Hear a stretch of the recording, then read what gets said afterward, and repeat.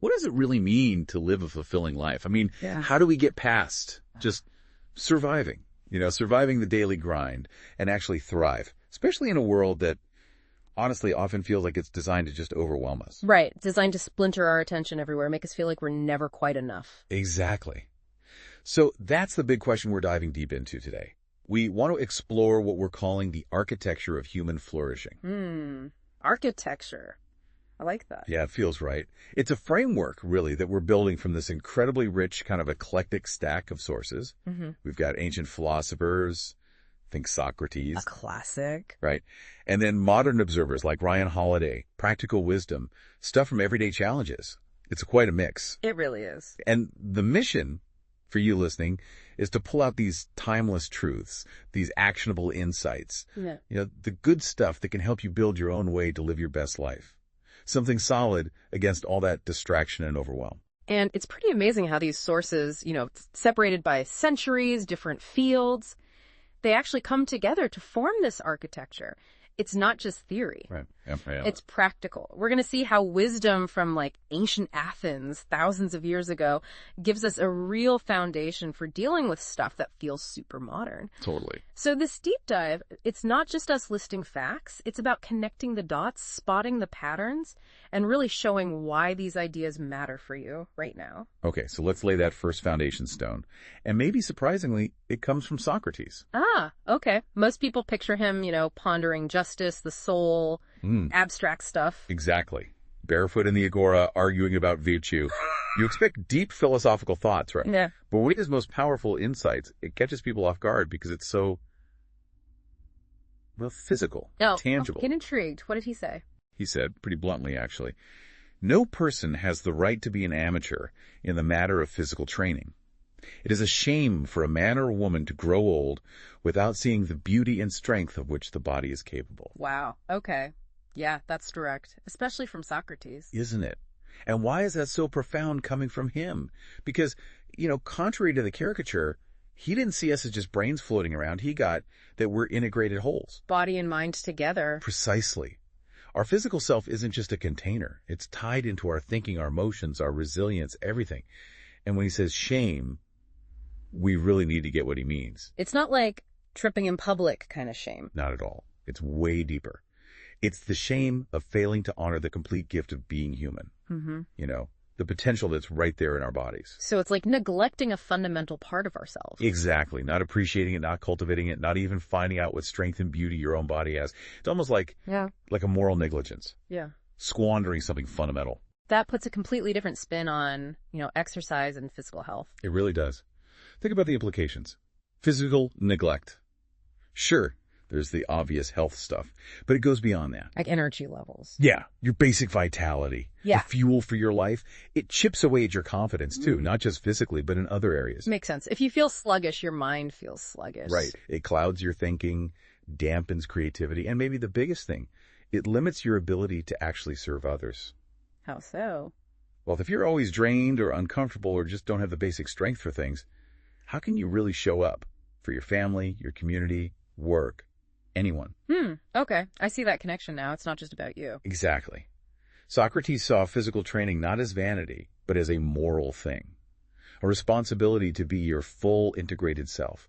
To neglect it, that's willingly diminishing yourself and what you can offer. It's truly fascinating. And it's interesting how that ancient idea echoes so strongly with someone like the modern strength coach, Dan John. Oh, yeah. What does he say? He puts it really simply, the body is one magnificent piece, treated as such. And then he adds this critical part. In training, everything works for about 6 weeks.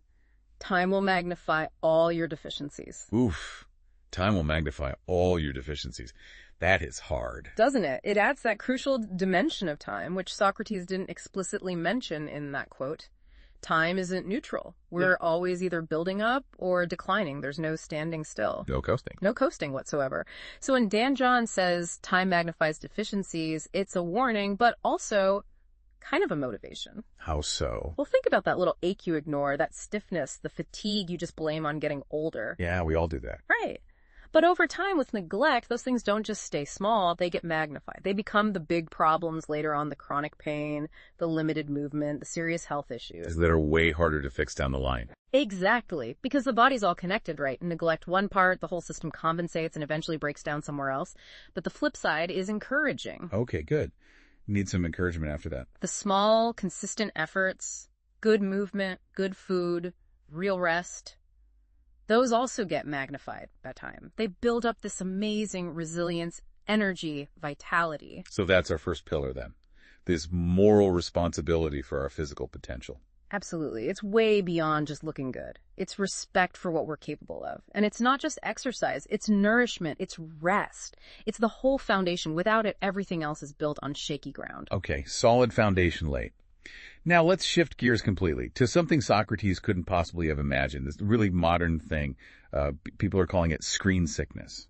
Screen sickness. Yeah, I think we can all relate to that feeling, that mental fog, the exhaustion after too much scrolling or being glued to email. Totally. And the sources that we looked at, they paint a really vivid picture.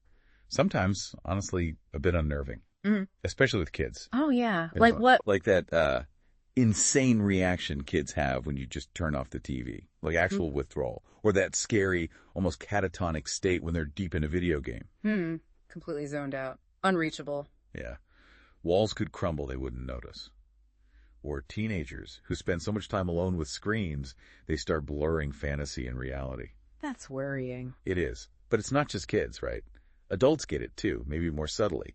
That creeping grouchiness after seeing the nasty side of social media. Oh, definitely. Or the inability to focus on anything but email. That constant checking reflex. Or the phantom phone vibrations. That gets me every time. You feel it buzz, reach for it, nothing there.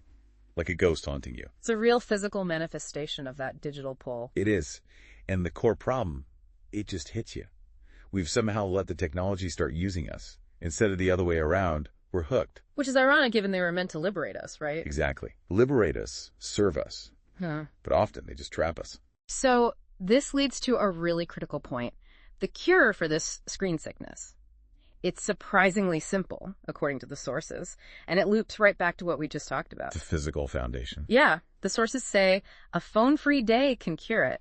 Going outside for a couple hours can refocus your mind and reset your spirit. Huh. Simple, but makes sense. Get back into the real world. Exactly. Re-engage your body, your senses with something tangible. Sunlight, fresh air, the ground under your feet. It's literally regrounding yourself, counteracting the digital overwhelm with physical presence. But here's the catch, right? Yeah. There's always a catch. There's the catch. The bad news, as the source puts it. The people who design this tech, the apps, the games, the platforms, they know this simple cure works. So they know how easy it is to break free, at least temporarily. Precisely, and that's why they spend so much time and energy and money engineering ways to keep you connected to it, addicted to it, beholden to it. It's not an accident. It's designed addiction. Yeah. Using psychology against us. Absolutely. Variable rewards, social validation, FOMO, all of it. They're engineering attention capture. They're selling our focus. So the key principle here is what? What do we do? It echoes the Stoics, actually. You can't let the technology use you. You always have to be the one using the technology. You control your response, your usage. Right. We can't control the design, but we control the interaction. Exactly. So for you, listening, this is fundamentally about resistance, about actively fighting systems designed to grab your attention and reclaiming your agency. Your focus is yours. It's a daily battle, really. A battle for our own minds. Yeah. Okay. So from attention, let's move to character. How it's built, how it's revealed. Often in really small ways, right? Yeah, the little things often tell the biggest story. There's this amazing story about Walt Bettinger, the CEO of Charles Schwab, his interview technique. Oh, the breakfast test. I've heard about this. It's brilliant. Isn't it? He takes candidates to breakfast. Seems normal. But he secretly arranges with the manager beforehand. To mess up the candidate's order on purpose. Exactly. And it sounds trivial, right? Why would a busy CEO do that? Because he's not just checking qualifications. He's running a live stress test. How do they react? Right. Do they get mad? Rude to the server, let it ruin the whole meeting? Or do they handle it with grace, maybe even humor? Adaptability. Resilience in the small things. And the source nails it. How we handle even minor adversity might seem like nothing, but in fact it reveals everything. It's not always the big crisis. It's the spilled coffee, the traffic jam, the wrong breakfast order. Those moments show your underlying disposition, your patience, your kindness, your cool. More than any polished resume ever could. They're like little windows into the soul. So the question that raises is, how do you cultivate that kind of grace, that resilience, especially when you're annoyed about, say, getting pancakes instead of eggs? Yeah, how did you do that? Well, again, we can look back to the Stoics. Seneca had some really potent advice here. What did he say? He basically asked, how does it help to make misfortune heavier by complaining about it? He argued it's more fitting for a king, or anyone, really, to seize your adversities head on. Seize them head on, not just enjoy them. Exactly. And the key insight is that this applies just as much to the messed up breakfast as it does to a major life crisis. The principle is the same. So don't whine, basically. Pretty much. Complaining just adds weight to the problem. Wishing it away doesn't work. We grow stronger by meeting challenges directly. And every small test, the flat tire, the delayed flight, the awkward email, it's practice. Practice for the bigger stuff. Yeah. Building that inner muscle. Right. It doesn't just reveal who you are, it shapes who you're becoming. And Seneca gives us this other great mindset shift. Don't focus on the opportunity that's gone. Focus on the opportunity right here, right now. Meaning the adversity itself is an opportunity. Yes, an opportunity to practice virtue, to choose patience, to choose grace, to strengthen your character every single time. It's about deciding how you show up. Okay. Physical foundation, mental agency, character through adversity. What about how we connect with other people? That's got to be part of flourishing. Absolutely central. It's not a solo journey. Our relationships, our social world, they have a massive impact on our inner state. And the sources are pretty blunt about this too, aren't they? Like the warning, avoid petty and gossiping friends. Thought poison is small, yet effective poison. Ooh, thought poison. That's strong. It is. But it makes you think. It's not just about avoiding drama. It recognizes that the company you keep, the conversations you're part of, they seep in. They shape how you think and feel. Like secondhand smoke, but for your mind. Great analogy. If you surround yourself with negativity or gossip, it poisons your outlook. So just like we watch what we eat or consume digitally, we need to be really intentional about our social diet too. Which leads directly to that other piece of powerful advice. Be impeccable with your words. Do not say anything about anyone that you would not want that person to hear. Wow, that's a high bar. A really high bar. Think about trying to live by that consistently. It would change everything. If you only said things you'd say to someone's face. Gossip just vanishes. Judgment shrinks. Respect grows. Integrity builds. Trust deepens. And it's not just about filtering your speech, is it? It changes how you actually think about people. Because words shape thoughts. They absolutely do. It's a discipline that cultivates authenticity and respect in all your connections. It's a massive relationship upgrade, basically. And what's really interesting is how the wisdom takes it even further. It's not just don't say bad stuff. It's actively talk about people, but stay on the positive side. Always look for something good. Which could sound a bit Pollyanna-ish, like just pretend everything's great. You might think so at first, but it's actually a profound shift in attention. It's training yourself to look for the good, the admirable, the praiseworthy in others. Instead of defaulting to finding fault, which is often easier. Much easier. This practice, though, it cultivates gratitude, optimism, and appreciation for the good in people, even with all their flaws. And, bonus, people tend to stop bringing their negativity to you if you consistently respond positively. It changes the whole ecosystem around you. It really does. And this connects to that broader idea. Go first class in everything. How does that apply here? The source specifies, this includes how you speak of people and the types of friendships you cultivate. It says, develop an instinct for quality, including quality relationships. Spend more on less. Quality over quantity in friendships. Makes sense. Because we become like what we're constantly around. It's unavoidable. Surround yourself with excellence, virtue, positivity. You grow towards it. Settle for less. You drift that way. So be intentional about who and what you surround yourself with. Exactly. Make it your mission to expose yourself to plenty of psychological sunshine daily.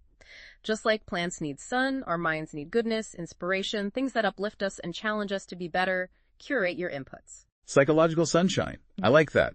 It brings all these strands together: physical vitality, mental clarity, strong character, positive relationships. But what's the ultimate why? What holds it all together? That's where the ultimate perspective comes in. Matthew Lucado puts it so powerfully. He asks you to imagine your final days. Okay. Bit heavy, but go on. He asks, what will you want? Will you hug your diploma? Will you ask to go sit in your fancy car? Will you find comfort in your bank statement? Of course not. The answer's obvious. Right. He says, what will matter most will be people. If relationships matter most then, shouldn't they matter most now? Boom. That just cuts through everything, doesn't it? It really does. It's not meant to be morbid, it's clarifying. At the end, the priorities become crystal clear. It won't be about possessions or status or online arguments. It'll be about love, connection, impact on others, the relationships. The relationships. Yeah. So if that's the ultimate truth, why do we often treat them as secondary in the day-to-day rush? This perspective forces us to reevaluate our priorities now. It's a radical reordering, really. And when you see it that way, it frames all the other pillars. It gives them their deeper meaning. How so? Connect those dots for us.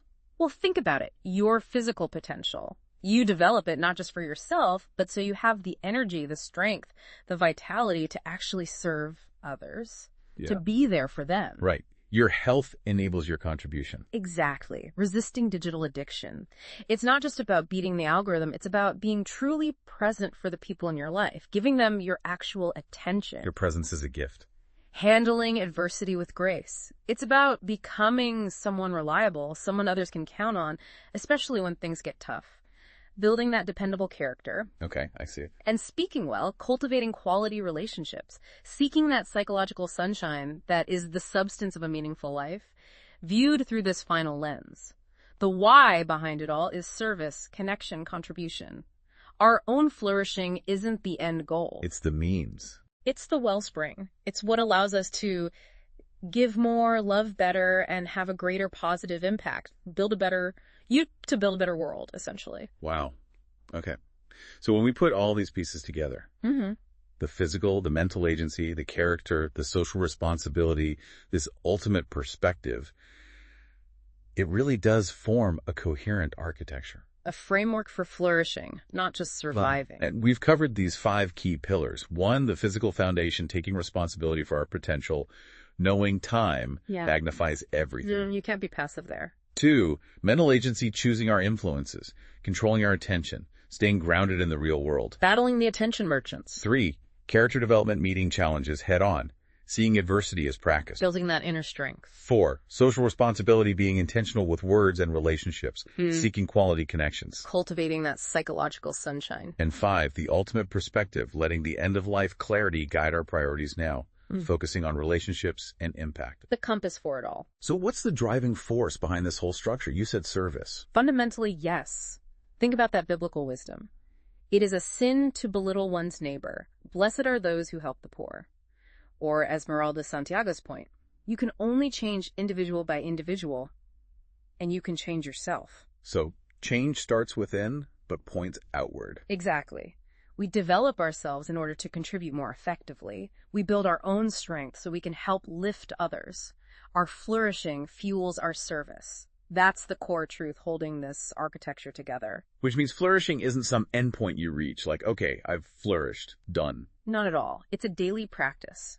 Constant, intentional effort across all these areas: body, mind, character, relationships. And the really empowering thing, I think, is that it comes down to small daily choices. What you eat, how you react to a notification, how you speak to the cashier, how you respond to a setback. Those tiny choices add up. They compound over time, shaping who you become, brick by brick. And it's encouraging, too, that we actually have more control than we think, right? Way more. You don't control circumstances, but you absolutely control your response. You don't control others, but you control how you treat them. You don't control time passing, but you control how you use your time. Which brings us back to that early advice. Yeah. Set the bar low. Not low standards, but realistic expectations for the day. Right. Today will not be perfect, and nobody's going to get out of your way. It's not an excuse for slacking off. It's recognizing that progress happens through consistent, imperfect effort, not waiting for perfection. Just keep showing up, doing the work, day by day. Exactly. Every single day gives you chances to strengthen your body, focus your mind, test your character, deepen relationships, and this whole architecture. It doesn't need fancy gear or special talents. Just the decision to take responsibility. That decision and the commitment to practice, honoring that ancient wisdom while navigating our modern world, one choice at a time. So maybe the question for everyone listening as you go about your day is, which of these pillars feels most relevant to you right now? Where do you feel the need for a bit more focus? Good question. And maybe, What's just one small, consistent thing you could start doing, maybe even today, to strengthen that part of your own architecture of flourishing? Just one small thing. That's where it starts. Thank you for diving deep with us on this. Lots to think about.